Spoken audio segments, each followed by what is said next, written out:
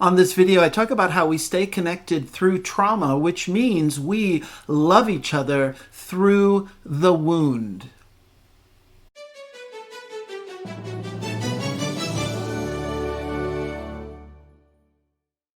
Hello, I'm Robarge, an attachment-focused psychotherapist and a relationship educator, and I like to talk about how to heal attachment injuries and improve our relationships. And this video is about process. It's about entering the process to explore the layers, the depths within a context of our relating, of a relationship, and how the meaning can reveal itself and therefore we change. Now, this is essentially what I do with clients, and this is one-sided because it's a video.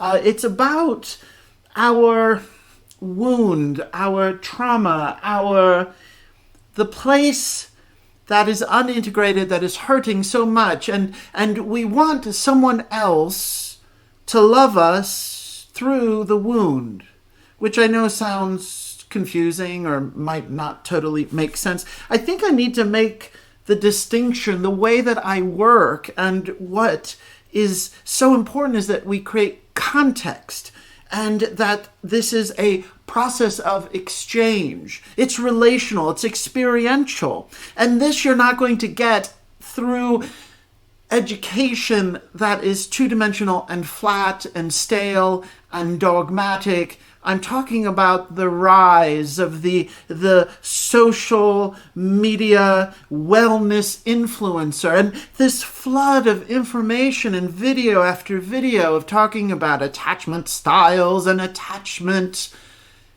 behaviors and bonding and trauma bonding and all that business, which perhaps it's helpful in certain scenarios. But what we are noticing is that many people have the language, many people have these ideas, including the wellness influencer, coach, therapist, etc., who is sharing information. It's a lot of repetition of information. It's not applied, it's not interactive, and it's not dropping down into the immediacy of the present moment of how we follow our own innate path, our inner path, and we could utilize some of that information to take us to a place of greater depth. But that's what's missing, this ability to drop down into your own awareness, not because you have some great piece of information, but because you're discovering the value of that information each time for the first time because it's presenting itself in a new way. I don't know if this is connecting. I don't know if this makes sense. This is about leaving the knowledge behind and entering the dance of your own process. This is the only way that this information regarding attachment and disconnect and emotional responsiveness and absence, betrayal, rejection is really going to make sense to your body and make sense to a greater awareness of who you are, not just intellectually increasing your knowledge of something. This is what happens oftentimes with clients who repeatedly will say, oh, I thought I knew this, or I've known this for 10 years, or I've read, 12 books on this. But each time when we arrive at the understanding in a new, fresh way, and it will always be new and fresh because the present moment is new and fresh. It's at that point that we transcend the meaning of the knowledge and we experience it as a subjective, personal integration with who we are. that is the transformation that takes place. That's, in my opinion, what I call the mystery, the great mystery of transformation for our healing. This particular video is a recurring theme that shows up with clients that I work with. It's at times a bit complex because these trauma dynamics are rather covert and hidden and almost like coming out of a fog, or your mind is coming out of a fog to make sense of where you came from, where you are currently, and where you're going. There's going to be multiple videos of this type. And perhaps I've already lost you because there's going to be this sense of where are we going? What are we doing? Because we're going to be spiraling and circling around each time, trying to find the place, the entry place where it makes sense. And this is what happens with me and a client. And there's a moment where it activates. There's a moment where something comes alive. And it's in that crucible, it's in that arena, it's in that place that transformation is possible through an insight that feels expansive. And usually it is related to a big grief. It's related to a confrontation with needing to let go of the thing that we love the most. And for the purposes of this video, what do we love the most? And please forgive me, or don't turn it off. Don't turn it off when I say it just yet. Hear me out. Our greatest love is the wound. Well, we could argue that, right? It depends on the vantage point of, how I'm talking about this. But join with me here. We love the wound because it's our friend and we've known it for a really long time. We love the wound because we've internalized it to a point where you have identified it as our own identity. We are the wound.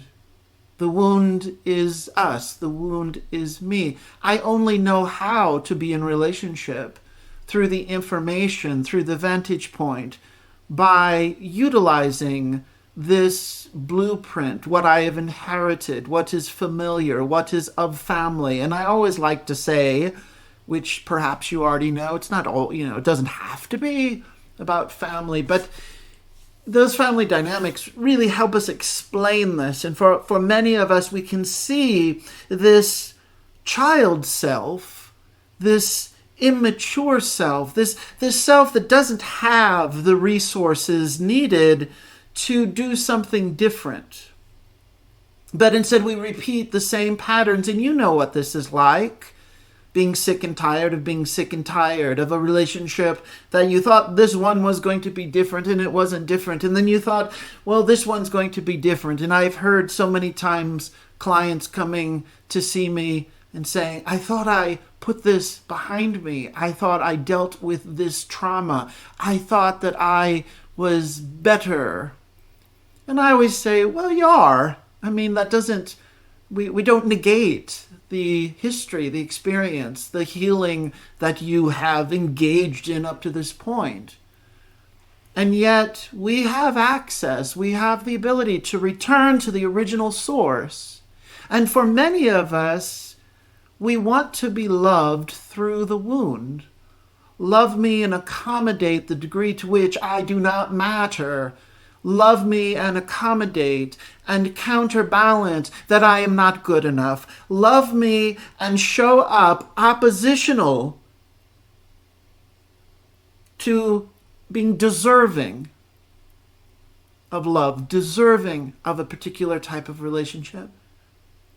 And so right there, we're trying to prove the wound wrong by referencing the original wound and hopefully creating an alternative, opposite relationship with someone who will negate and be greater than the wound. And you see why this is an incredible setup for the other person.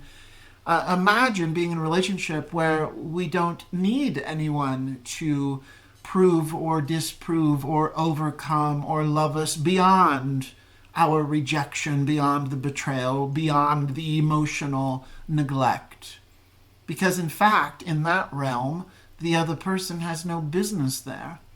And yet that's also part of a cultural romantic narrative, the wounded bird, the savior.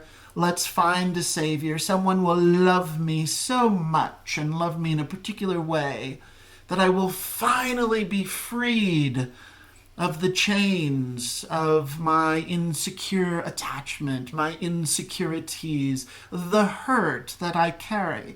And we are waiting, the same way a child is dependent on a parent, we are waiting for this savior relationship partner to undo what was done or what wasn't done. We grieve what happened, we also grieve what didn't happen. And again, this is a big setup to the other person's going to fail. They cannot be your savior. And you're going to fail the relationship when you expect another person to be that for you. Now, I often get some pushback here and confusion of people say, well, isn't that what a partner is supposed to do, is to show up and be supportive, encouraging, and mirror back to you that you are welcomed closer to connection and that it is safe to love them? And yes and no. The immediate answer is, of course. Yes, of course. But not when it has to do with what we're talking about, of the wounding, the hurt. The allegiance to the wound is so great that we actually still prioritize it above the immediate relationship that's happening with a partner. We're still referencing this disconnected self. And there is a dependency and a projecting with the other person, similar to the way a child would with a parent, is supposed to take it away, make it better, so that we receive as opposed to give to ourselves. Let me try. Remember I said we're circling. We're trying to find the entry here. I don't know if I've already lost you. I don't know if this is connecting. As a child, we have an allegiance to the parent. We love the parent even if we don't love them. Does that make sense?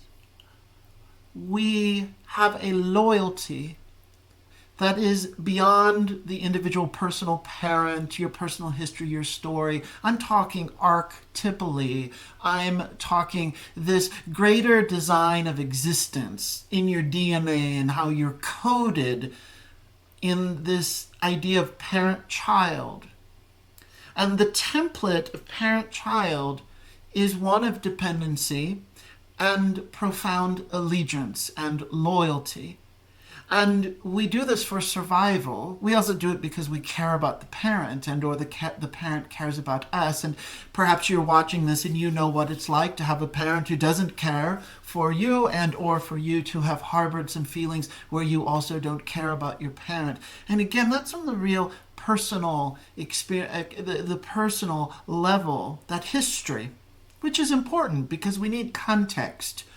None of this makes sense if you don't put yourself into it via the context and the history, so that it can make sense, so that the dynamics begin to play out or illuminate in a way that shows you very clearly it depends on many factors. Healing depends on many factors. Understanding this attachment business depends on many factors. It's not as simple as creating 8 bullet points and posting some meme on social media and declaring oneself an expert in attachment. It doesn't matter what we know. It's the lived experience in the present moment of the choices that we can make where we risk saying goodbye to the wound. And in this case, the wound is saying goodbye to the parent. The wound lives in the projection with the parent or the link with the parent. What the heck do I mean by this? We stay connected to the parent through the wound. There's many ways to explain this. This is going to be a video series, and I'm going to try to break down these ideas: shame, guilt, cheating and betrayal, addiction, being ignored, chaos, tension, walking on eggshells, humiliation, belittling, being put down to the point you have no self, and relationship based on aggression and violence and having power over. All of these deserve their own specific video because they all exist. They're a very unique flavor of relating. And if we just start with shame, and if you had a parent who shamed you, if you had a parent who judged you, if you had a parent who was somehow distant, unavailable, and let's say that they didn't shame you, but to ignore a child is shameful. So now we have shame floating in the family system.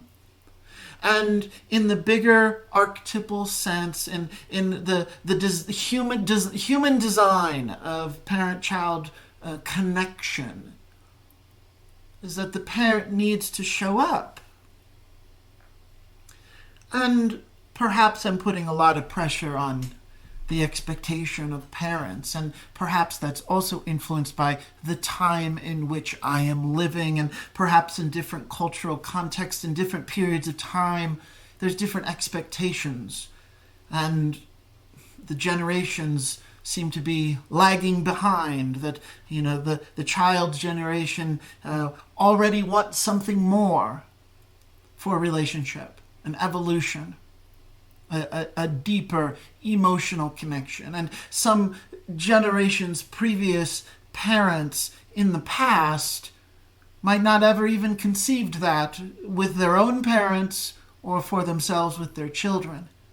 And so the context changes, the need and the desire and the direct, where are we actually going with this, changes. So we can maybe challenge, is it or is it not shameful for a parent to ignore, to emotionally neglect a child who wants connection with them? And all of the legitimate reasons that the parent was busy, the parent was exhausted, the parent was the main breadwinner, the parent had no support, the parent's struggling with their own mental health concerns, the parent has addictions, etc., etc. Lots of layers, the context. And we bring in the compassion here, we bring in the empathy for these dynamics, for both the child on the receiving end and for the parent. And yet the point I'm making is if we pull back and we assess, there's shame in that relationship.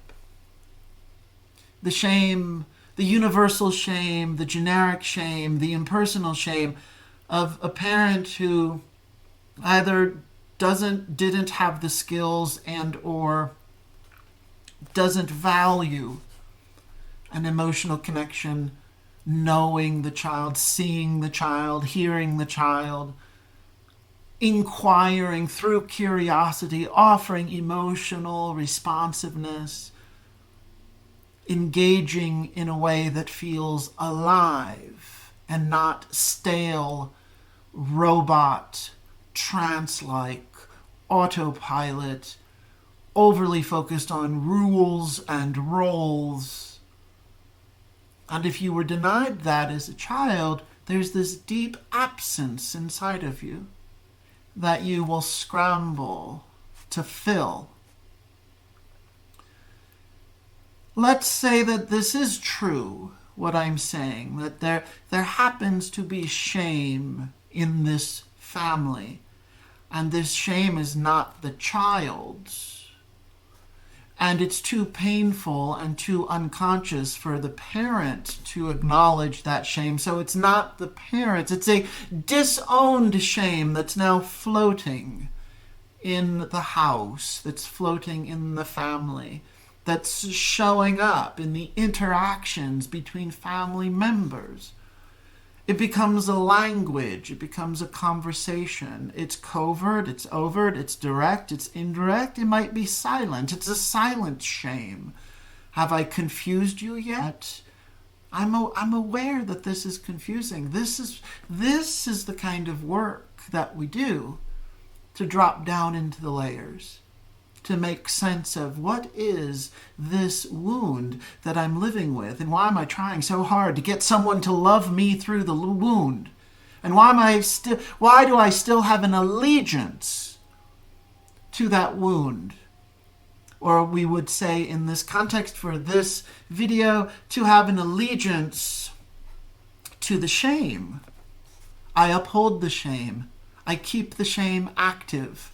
I shame myself. Why would I do this? The vehicle, the place of connection, the thread of connection is through the shame. I stay connected with my parent by shaming me. They did not know me, which was shameful. There's shame floating in the family system. If I can feel shame, it is linked with feeling love. And the wires are crossed in my brain that for them to shame me, to not see me, to judge me, to question my life's choices, to deny their approval. When I feel their shame towards me that I now internalize as my own shame, and then I beat myself up, I'm strengthening, staying in connection with the parent. Now, I know this sounds like really like, well, that's a doozy. That's really? Yeah, really. This is what we do. And this means we love the shame because we love the parent. And then we step back and, but wait a minute, I don't know if I love the parent. I don't love a parent who shames me. I don't love a parent who's absent and disconnected. But I love the parent for being the parent. And I have an allegiance. I have a loyalty. It's what I call misplaced loyalty. We have this undying hope. The purity of the child says, oh, I hope. I'm hopeful. Think of the image of it's somewhat of a reoccurring image that many of us know this image. The parents are divorced, and one parent, it's a parent's turn to pick up the child, and the parent says, I'll be there at 4 p.m., and the child's standing at the doorway, standing at the window, looking out, waiting to see when does the parent show up. And let's say the parent's late. Let's say the parent got detained at work and all of a sudden can't show up at all. And the crushing of that little heart, the crushing of that child, which in that context we say, well, that's normal, that exists, we're all going to be disappointed. So I'm not singling out this one moment that we need to learn how to handle regardless of our age, that life will not deliver what we want it to deliver. But I'm using that image as more of a chronic, ongoing, reoccurring experience that impacts us developmentally, relationally, emotionally, and developmental in the sense means over a period of time, our childhood. And you might find that you don't have any real memories or images or photographs, and you're constantly like kind of going in circles like, well, I don't know, did that ever happen to me? It doesn't need to be a literal experience. It could be felt as an emotional absence. And it's what I call there, not there relating. The parent's there, but they're not there. We're in the same room together, but we're not in the same room together. We're talking, but we're really not talking. There's so much going on that's unsaid. You're behaving like you know me, but you do not know me at all. And the crushing disappointment and that internalized sense of, well, there must be something wrong. There must be something wrong with me. Why doesn't my parent want to know me? So then what happens is we join the messaging of the disconnect and the messaging of absence, which says, I guess I'm not worth connecting with. I guess I don't matter. I guess I don't have anything to offer where others would want to connect with me. Now, when we internalize that and we conclude that and we believe that that's what the parent is thinking, in that they are not connecting with us, and it might be too painful. Many of us don't realize this till later in life, age 40, age 50, because the awareness I'm talking about crushes a child, our child nature, our child sense, the purity, the part of us that is forever a son or daughter, forever a little child who has this undying hope. We will connect. We're connected. We can be connected still. And it's that innate allegiance to the parent that also creates a misplaced loyalty. And if we ever want to say goodbye to loving through shame and loving through the wound, here's the point of this video, and this is the part that's hard to understand and hard to feel and hard to do. We need to say goodbye to the shame, which means saying goodbye to the hope of having the connection with the parent that has protected us. That hope protects us from the grief, from the crushing grief. That hope protects us from the end of a story that no longer can be rewritten or written anew. It is accessing the truth of an ending. And what is the truth? The truth of the ending is it's ended. It's over. You can't go back and change it. You're not going to be able to be loved so much that the wound all of a sudden is better and you've overcome it. It's like saying we're going to be healthy by increasing the disease, or we're going to heal cancer by growing more cancer. It's illogical. It doesn't make sense. Many clients that I see, many of us who are in this dilemma, and we do this, we then create relationships as adults with other adults that mirror the same dynamic. We might be in a relationship where there's some aspect of rejection or betrayal or a breach of trust. And the result of that activates shame. Either the partner on the receiving end of the betrayal and mistrust feels ashamed that it happened to them, or the person who was carelessly hurtful in a way that created a context of betrayal and thus distanced their partner from them, then they have this shame now. So you see, shame's activated in the current adult relationship, and it's now this other third entity or third being, and the couple are now interacting and relating and maneuvering and operating within the context of shame. And for anybody who came from that history that I just described, let's say you also already know this. It's already coded in your mind, in your attachment system, in your nervous system, that the way you orient to relationship is when shame is present.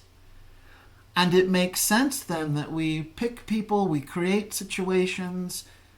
Life gives us situations where we are now simulating or mirroring the same dynamic. And in order to release ourselves from the shame within our adult relationship and be able to heal from that kind of betrayal, we go back to the parallel experience that happened in our past. And we have to be willing to stop loving shame, loving people through shame, loving the parent with shame present, and allowing ourselves to let go of the hope of ever overcoming the shame to the point where we finally get the connection with the parent that we've always wanted.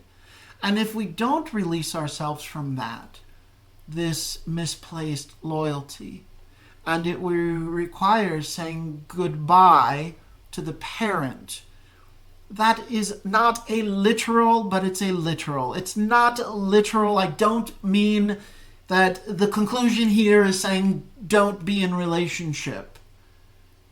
But for the sake of a complete grieving process, we do enter into a psychic space that says it's over.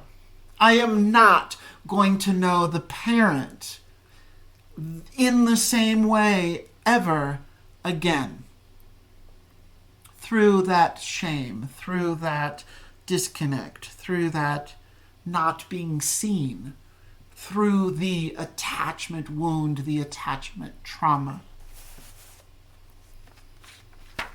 So this is what happens with clients. This is what we do. And we dialogue with these younger parts. We dialogue with shame. We dialogue with the undying hope, the misplaced loyalty. We might dialogue with the parent, the archetypal parent, the parent of the past, the projected parent. And we hopefully, it's very, very hard, but we have moments, we have glimpses of saying, I just don't want to do this anymore. I'm willing to give up this hope. I'm willing to give up being loved in a way that overrides the wound because I don't care anymore. It's still all based on dysfunction, hurt, and trauma. I want to learn how to love differently. I'm going to connect where there's no reference to trauma. There's no reference to an inverted system that's based on absence and non-emotional responsiveness. But instead it's something fresh and new, and it's going to be easier and lighter. And there's not as much at stake because my identity and the way that I interact is not bound by shame. Is not bound by carrying the shame of the parent and bringing that into our current relationships. And there's a beautiful moment, many beautiful moments that when we do this, again to repeat, it happens. These are not just ideas. It's not intellectual. I'm doing my best to explain it in words and present it. But it exists as a kind of, it takes on a life in the present moment through the context. It's a process of engagement that feels creative. There is applied learning. We still use our educational knowledge about attachment, but we're also willing to drop that and allow something organic to present itself that's going to feel like our wisdom resource activating. And we all of a sudden just see it differently. It just feels different. And we reunite with that inner child part, the hurt part, the wounded part, the part that's still trying to get the parent to love them in a way to release them. And it's only through this interactive, experiential process of going into these layers and then coming back out and going back down and exploring, entering the rhythm of a therapeutic process that we're able to integrate something new and transformation takes hold. And I can't control it, you can't control it. We do our best to create a context for this to present itself. We can't force it. And again, this is why all of this this avalanche of information from all the experts and coaches and therapists talking about attachment styles and constantly talking about the 8 bullet points of avoidant attachment or preoccupied anxious attachment. If there's no context, if there's no process, and if there's no experiential interactive exchange taking place, exchange both intrapersonally as well as interpersonally, then it's just a bunch of empty information, and who cares? Really, who cares? I don't care what your attachment style is. And when we're in that moment of negotiating with shame and saying goodbye to a hope that's going to crush the little child when you say there's no more hope for you, it doesn't matter what you know about attachment injuries.